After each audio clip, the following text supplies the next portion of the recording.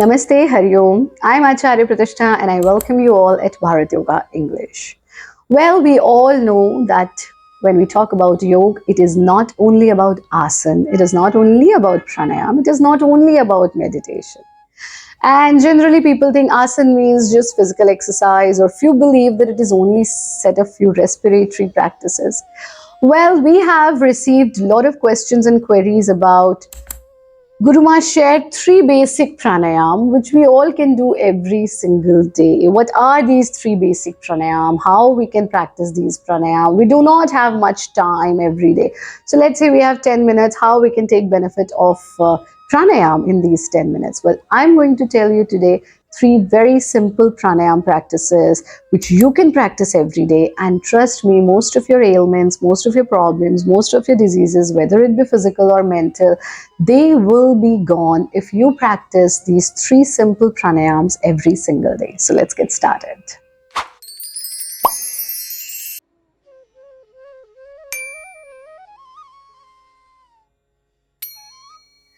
Let's begin with these three simple practices. The very first pranayam which everyone must practice is Bhramari Pranayam. Now you must be thinking, oh, we know a lot about Bhramari Pranayam, but that's not true. You know, I was in US and I was taking a session on Bhramari Pranayam, and then I said, let's do Bhramari Pranayam, and everyone said, wow, Guruma, let's do bee breathing. So I said, no, it's not bee breathing. That's a wrong translation. It's a bumblebee breathing. मक्खी जैसी आवाज नहीं निकालनी, भंवरे जैसी आवाज निकालनी. So we have to create a sound similar to bumblebee. Now, how to practice Bhramari Pranayam? Sit with your spine straight. It's always better. It's not recommended that you practice pranayam while walking, while watching TV, or while doing your day-to-day chores. No. You must sit properly in your asana on your mat. You should not practice it while sitting on a mattress which is very fluffy. You should have a hard surface when you practice pranayam. So to practice Bhramari Pranayam, sit in a stable posture, preferably Padmasana or Ardha Padmasana or cross-legged position. And then from your first finger, block your ears. Now, when I say block your ears, most of the time, what mistake everybody does, they put their finger inside their ear, which is wrong. This is absolutely wrong and unhygienic. Never ever do this, because very few people explain it till that extent that, generally we say, oh, block your ears, and we put our finger.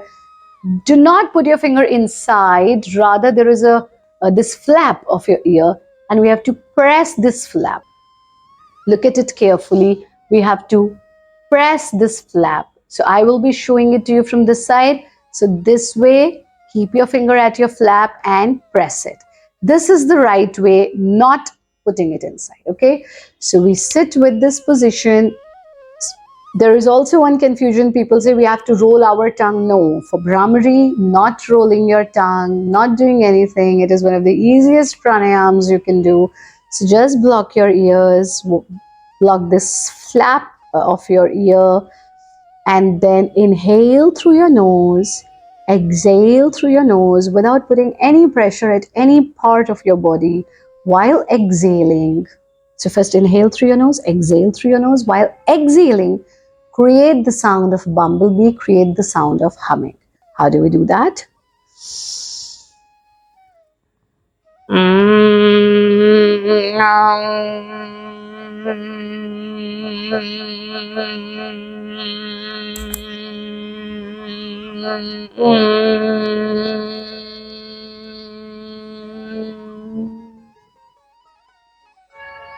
Unblock your ears, bring your hands down. Do not hurry to open your eyes, because the entire circulation of blood and energy is towards your skull. So stay here for a few couple of seconds and then gently open your eyes. So this is one round of Bhramari Pranayam. You can do at least minimum 5 rounds of Bhramari Pranayam, and gradually you can increase the number. So this is all about Bhramari Pranayam, which is a wonderful practice to give you mental peace and harmony, which is a wonderful practice to calm down your anxiety and anger and stress and depression. It is a wonderful practice to bring the circulation of blood upward, which means healthy teeth, healthy skin, healthy eyes, healthy brain, healthy ears, and there is no side effect of Bhramari Pranayam. If you have any problem related to your ears, this is one of the best practices. If you suffer from high blood pressure or fluctuation in your blood pressure or heart problems, this is a wonderful practice. If you suffer from thyroid, this is again one of the best practices. So there are only benefits of Bhramari Pranayam. Everybody can do Bhramari Pranayam. Now, second pranayam is Kapal Bhati. Now, Kapal Bhati is also a kriya. We have Shat Karma, 6 purification practices in yoga, and few scholars believe that it is also a pranayam. So when we look at the definition of pranayam, it beautifully says prananam ayama iti pranayama. Until and unless you're not holding your breath, it can't be called a pranayam. So how do we practice Kapal Bhati pranayam? I'm sharing the simplest way to practice Kapal Bhati Pranayam. Again, sit in cross-legged position. Bring your hands in Gyan Mudra and make sure that your palms are facing upward. And now we exhale through our nose, but while exhaling, make sure that there is a contraction at your abdomen and you feel we have to exhale forcefully. And when we exhale forcefully, there is a contraction at your navel, at your abdomen, and we have to feel the effect at our kapal. Kapal means skull. So Kapal Bhati means a practice. Bhati means shine. So a practice that brings shine to your skull is Kapal Bhati. So sit in this position and you can look at the movement of my stomach. So I'm not moving it intentionally. I'm just exhaling through my nose. And because I'm exhaling, because I'm not doing chest breathing, it is abdomen that is getting the movement. So my abdomen is contracting with each and every exhalation. So just have a look at my abdominal movement.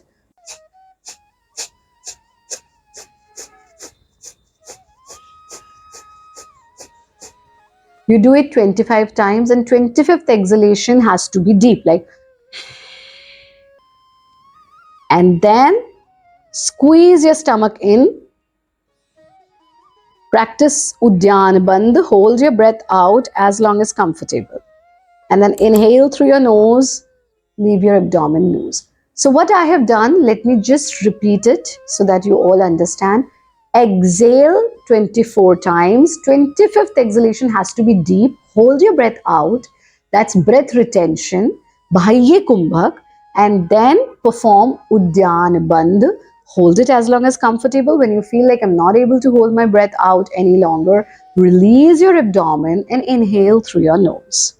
As simple as that. This is one round and you can practice minimum 5 rounds of Kapalabhati Pranayam. Now Kapalabhati, as simply we can understand from the name Kapal, the skull, Bhati, shine. So it brings shine to your skull. So that means any problem related to your skull, whether it be thyroid, whether it be poor eyesight, poor hearing, skin problems, hair fall, brain, memory, wisdom, that all can be cured with Kapalbhati. And also it is a wonderful way to lose that abdominal fat. But if you suffer from severe hypertension or high blood pressure, in that case, it shall be avoided.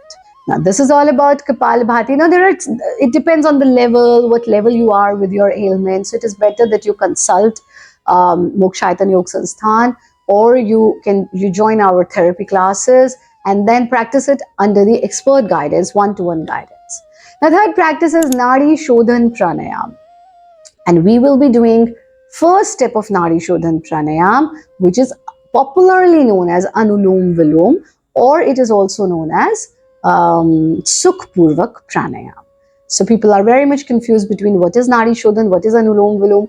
We have a complete full-length video in Hindi at Bharat Yoga YouTube channel. But if you want to know the basic difference between Nadi Shodhan and Anulom Vilom, do write to us. I will come up with a separate episode on that. So let's understand this first step of Nadi Shodhan, which is Sukh Purvak Pranayam. Sit with cross-legged position and then left palm perform Brahmanjali Mudra and keep it below your navel. And then check that which nostril is working more, So which nostril is working more means from where you can get breath more easily. So right now my left nostril is working more, so I will start with left. If your right nostril works more, begin with right. And in case your both nostrils are working similar, that means you're able to breathe from both nostrils similarly, in that case always begin it with left. So block your right nostril with your thumb and inhale through your left nostril. Now keep inhaling, inhaling, inhaling. Inhale for 4 counts, then block your left nostril with third finger of right hand. Unblock your right nostril and exhale from right nostril for 8 counts. Exhale, exhale, exhale. Now from the same side from where you just now exhaled, inhale for 4 inhalations, 4 counts. And from opposite side, exhale for 8 counts. Now this double count, which means time of exhalation has to be double to the time of inhalation, is important. This is 1 round. You can start with 5 repetitions, and there is no time limit of practicing Nari Shodhan Pranayam. You can practice it as long as you want, and there is no ailment at all in which Nari Shodhan Pranayam is not effective, and there is no ailment at all in which Nari Shodhan Pranayam is prohibited. So this can be practiced by everyone. So these are 3 very simple pranayam practices that I have shared with you in this episode. If you want to know more, you have queries, you have questions related to your health, related to yoga, related to diet, and related to Indian culture, do not hesitate to write to us. We will definitely come up with an episode on that. And if you want to join our next residential program at Himalayas at Mukteshwar, just drop a WhatsApp at this number which is being flashed here, and our volunteers will contact you. You can come, stay with us for 3 days. We are having this beautiful program called Rupantaran, where we will learn some very simple steps of reversing our ailments. And we will stay with Mother Nature, and we will be practicing Bharat Yoga as a lifestyle. Lots of love, light and blessings. Stay happy, stay blessed. Hari Om, Jai Hind, Vande Mataram.